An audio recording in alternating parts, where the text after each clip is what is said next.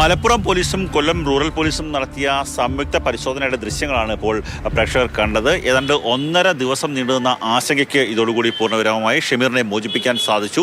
പ്രതികളിൽ 2 പേരെ ഒഴിച്ച് ബാക്കിയുള്ള ആൾക്കാരെ എല്ലാം തന്നെ പിടികൂടാൻ സാധിച്ചു. 2 പേരിൽ ഒരാൾ പുല്ലൂർ സ്വദേശിയാണ്. അയാളും മറ്റൊരാളും ഓടി രക്ഷപ്പെട്ടിട്ടുണ്ട്. നേരത്തെ മലപ്പുറം പോലീസിന് ഇവരെ ഈ ഷമീറുമായിട്ടുള്ള സംഘം കൊല്ലം റൂറൽ മേഖലയിലേക്ക് എത്തിയെന്നുള്ള വിവരം ലഭിച്ചിരുന്നു. അതിൻ്റെ അടിസ്ഥാനത്തിലാണ് കൊല്ലം റൂറൽ എസ് പിക്ക് വിവരങ്ങൾ കൈമാറിയത്. ആ rural S P dance of ടീമിനെ കൂടി ഈ അന്വേഷണത്തിൽ നിയോഗിക്കുകയായിരുന്നു. അങ്ങനെ ഇന്ന് രാവിലെയോടുകൂടി പ്രതികൾ സഞ്ചരിച്ചിരുന്ന വാഹനങ്ങൾ കുരുവിക്കോണത്ത് വെച്ച് തടഞ്ഞു നിർത്തി പരിശോധിച്ചു. അങ്ങനെയാണ് ഷമീർ ആ വാഹനത്തിലുണ്ട് എന്ന് മനസ്സിലാവുകയും ഷമീറിനെ മോചിപ്പിക്കുകയും ചെയ്തത്.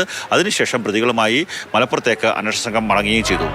ചൊവ്വാഴ്ച രാത്രി പ്രവാസി വ്യവസായിയായ ഷമീറിനെ കാണാതായ ആ നിമിഷം മുതൽ CCTV ദൃശ്യങ്ങളും മറ്റ് തെളിവുകളുമൊക്കെ കേന്ദ്രീകരിച്ചുള്ള അന്വേഷണത്തിലായിരുന്നു പോലീസ് സംഘം. പ്രത്യേക അന്വേഷണ സംഘം കൊല്ലം റൂറൽ എസ് പിക്ക് വിവരങ്ങൾ കൈമാറി കൊല്ലത്തുണ്ടെന്ന് സ്ഥിരീകരിക്കുന്നു. അങ്ങനെ പ്രതി എന്ന് രാവിലെയോടുകൂടി പിടികൂടുന്നു. സാമ്പത്തിക ഇടപാട് തന്നെയാണ് ഈ തട്ടിക്കൊണ്ടുപോകലിന് പിന്നിലെന്ന് പോലീസ് കണ്ടെത്തിയിരിക്കുകയാണ്. സമാനമായ രീതിയിൽ മലപ്പുറം കൊണ്ടോട്ടിയിലും ഇത്തരത്തിൽ ഒരു തട്ടിക്കൊണ്ടുപോകൽ നടന്നിരുന്നു. അപ്പോൾ അത്തരത്തിൽ സ്വർണ്ണക്കടത്ത് ബന്ധവും ഹവാല ഇടപാടുമെല്ലാം ഇങ്ങനെയുള്ള ഒരു തട്ടിക്കൊണ്ടുപോകലിന് പിന്നിലുള്ളത് പോലീസിന്റെ അന്വേഷണ പരിധിയിൽ വരികയാണ്. എന്തായാലും ഷമീറിനെ മോചിപ്പിച്ചത് നാടിനും നാട്ടുകാർക്കും വലിയ ആശ്വാസമായി. ഒപ്പം തന്നെ പ്രതികളെ കേന്ദ്രീകരിച്ച കൂടുതൽ അന്വേഷണത്തിനാണ് പോലീസ് ഉള്ളത്. നിർണായക ദൃശ്യങ്ങൾ കൂടി മാതൃഭൂമി ന്യൂസ് ഈ ദുരോധനവുമായി ബന്ധപ്പെട്ട് പുറത്തുവിടുകയും ചെയ്തിരുന്നു. കൊല്ലത്ത് നിന്ന് കണ്ണൻ നായർക്കൊപ്പം അരുണ മൃതനാഥ്, മാതൃഭൂമി ന്യൂസ്, മലപ്പുറം.